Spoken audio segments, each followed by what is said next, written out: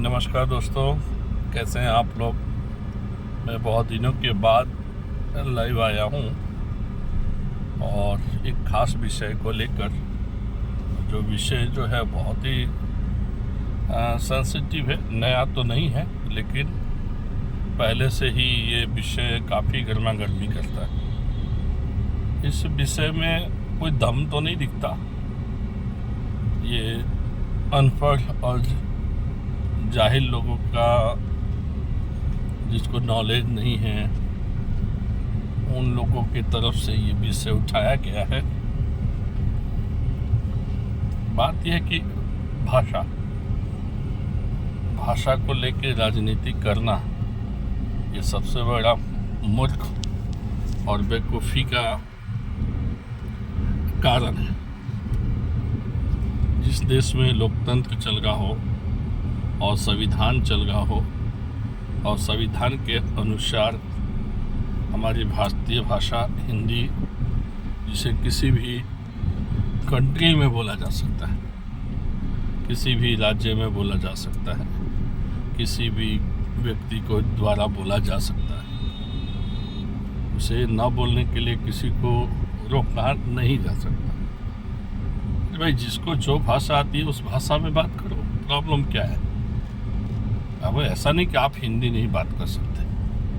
आप महाराष्ट्र में हो तो हिंदी नहीं बात कर सकते, आप आसाम में हो तो आप हिंदी बात नहीं कर सकते, आप गुजरात में हो तो आप हिंदी बात नहीं कर सकते, आप भूटान में हो तो आप हिंदी बात नहीं कर सकते, आप बंगाल में हो तो हिंदी बात नहीं कर सकते। क्यों भाई? तो हिंदी हमारी भाषा नहीं है। अरे भाई, आप सब तो हिंदुस्तान में ही है ना, है? जब हम सब हिंदुस्तान में हैं तो हिंदी भाषा बोलने में क्या प्रॉब्लम। आप अपना लोकल भाषा बोलिए। लेकिन जो बंदा हिंदी जानता हो, दूसरे स्टेट में गया हो सेवा के उद्देश्य से, किसी काम के उद्देश्य से, उसे आप ज़बरदस्त वहाँ का भाषा बुलवाओ, उसे पता ही नहीं है तो कहाँ से बोलेगा। तो इन सब बातों को लेकर जो राजनीति कुछ समय में महाराष्ट्र में चली और चल रही है, जिसका सभी नेता लोग फ़ायदा उठा रहे हैं। इससे फ़ायदा तो उन लोगों को भी होगा जो चुप पे बैठे हुए हैं, लेकिन इसमें मुझे नहीं लगता कि राज ठाकरे और शिवसेना का कोई फ़ायदा होने वाला है। ये सब्जेक्ट एकदम बोर सब्जेक्ट है, फालतू सब्जेक्ट है।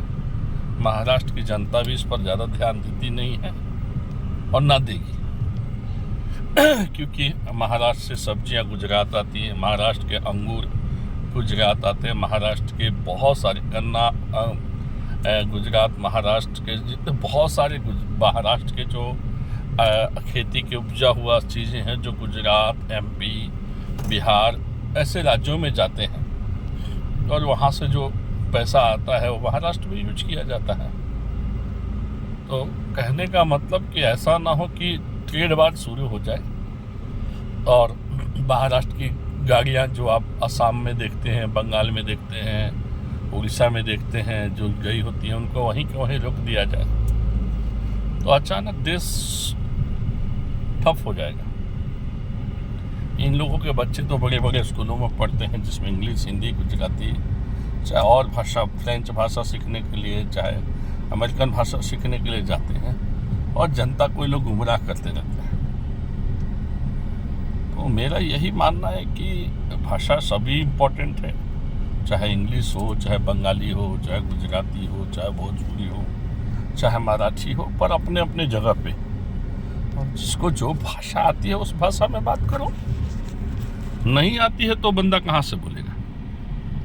जबरदस्ती तरीके से अगर आप किसी को बोलो मराठी बोलने के लिए तो ये गैरकानूनी काम है। अगर हम बोले अगर महाराष्ट्र को मराठी से बाहर आना है तो वीज़ा लेना पड़ेगा, कैसा लगेगा आपको? कोई भी महाराष्ट्र की गाड़ी है, कोई भी महाराष्ट्र के मंत्री को दिल्ली आना है तो पासपोर्ट लगेगा। क्या बेवकूफ़ी जैसी बात है। आप बोलो क्या बेवकूफ़, भारत में अब एक राज्य से दूसरे जाने के लिए पासपोर्ट की जरूरत पड़ेगी? अतः जब भाषा की जरूरत पड़ सकती है तो पासपोर्ट की क्यों नहीं जरूरत पड़ सकती? हाँ, हमारे नेवी के जवान जो मुंबई को चारों बाजू से घेर के रखा हुआ है, रक्षा कर रहे हैं, क्या वो महाराष्ट्र के हैं? क्या वो यूपी, बिहार, बंगाल, उड़ीसा, गुजरात, महाराष्ट्र का नहीं है? हिंदीवासी क्षेत्र के नहीं है? वो तो ये नहीं कहते कि अरे भाई हम अपना राज्य छोड़ के दूसरे राज्य में क्यों जाके उनकी रक्षा करें। तो राज ठाकरे जी को बोलूँगा, थोड़ा पढ़ लिया करो, थोड़ा एजुकेशन ले लिया करो। ना समझ में आए तो इतने बुरी स्थिति से आपके राजनीतिक कैरियर चल गए हैं कि आज तक आप खुद समझ लो क्या किया आपने। महाराष्ट्र के लिए आपने क्या किया है?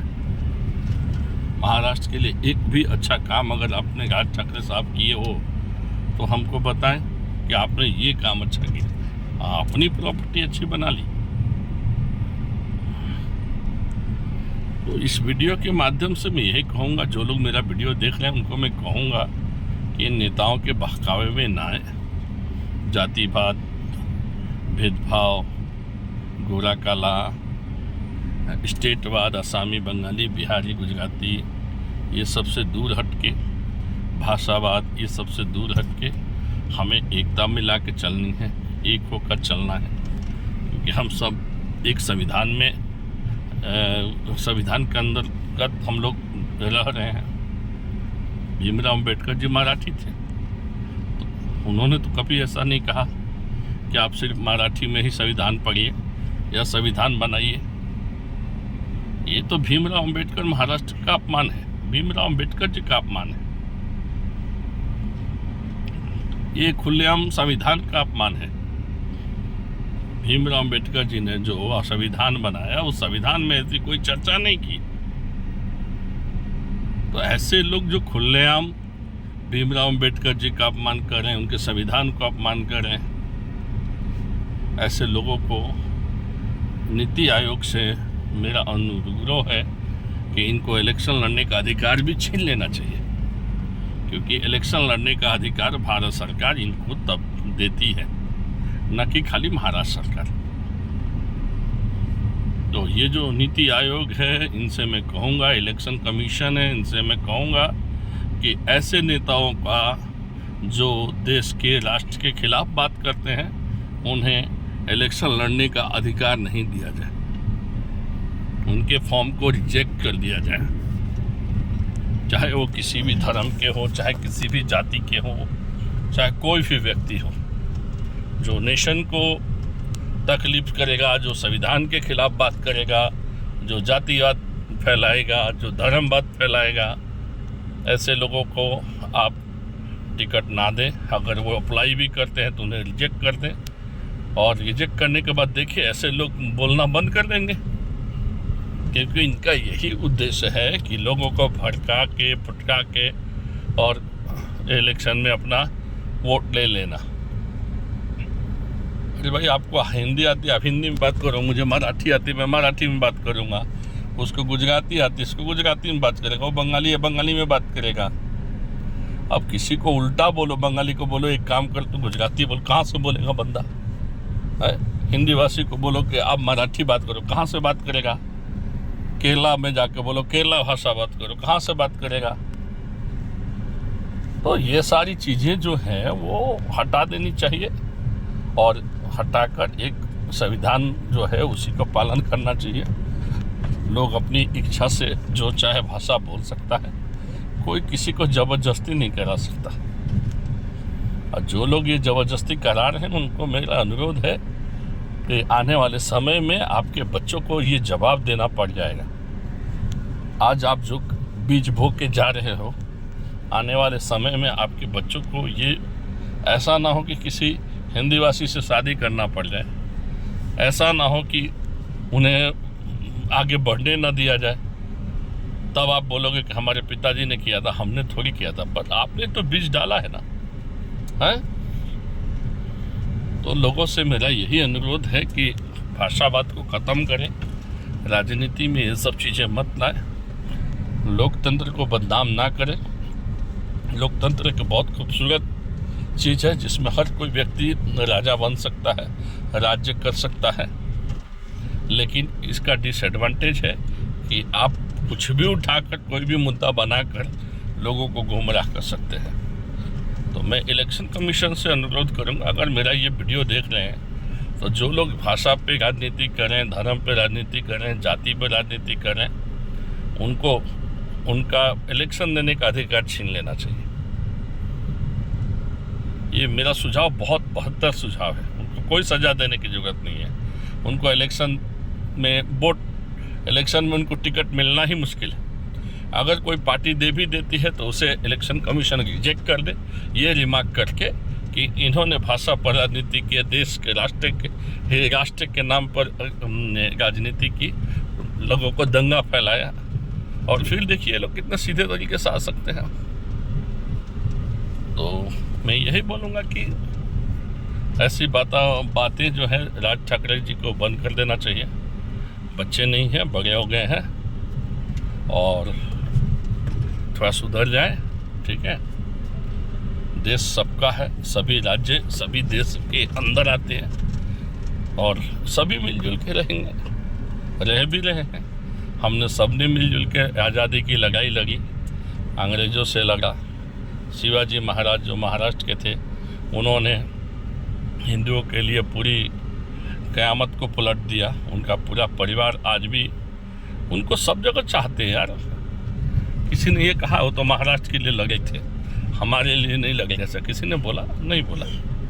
जब हम लोग उनको भेदभाव नहीं करते, आप कौन होते हमारे लोगों के साथ में भेदभाव करने वाले? आप सब नेता लोग एक ही हो। सभी नेताओं के यही काम है, राज करना, राजनीति करना, ठीक है। हम पब्लिक को बेवकूफ़ ना समझो, हम बहुत समझदार हैं। हमें आपस में फूट डालने की कोशिश ना करो। अगर करोगे तो इसका भुगतने के लिए तैयार हो जाओ, क्योंकि हम लोग अब आपके जैसे लोगों को वोट से जवाब देंगे। महाराष्ट्र के लोगों को मैं अनुरोध करता हूं कि ऐसे लोगों को जमानत जब्त हो जानी चाहिए, एक वोट भी नहीं मिलना चाहिए। तब जाके ऐसे नेता लोग ऐसी राजनीति बंद करेंगे। अगर मेरे से सहमत हो तो आपको कुछ नहीं करना है। ये जहाँ से भी इलेक्शन लड़ रहे हैं वहाँ का या तो इनकी टिकट कैंसिल करवा देनी चाहिए, या तो इनको एक भी वोट नहीं देना चाहिए। ये अपना खुद का वोट दें। चलिए, जय हिंद, जय भारत।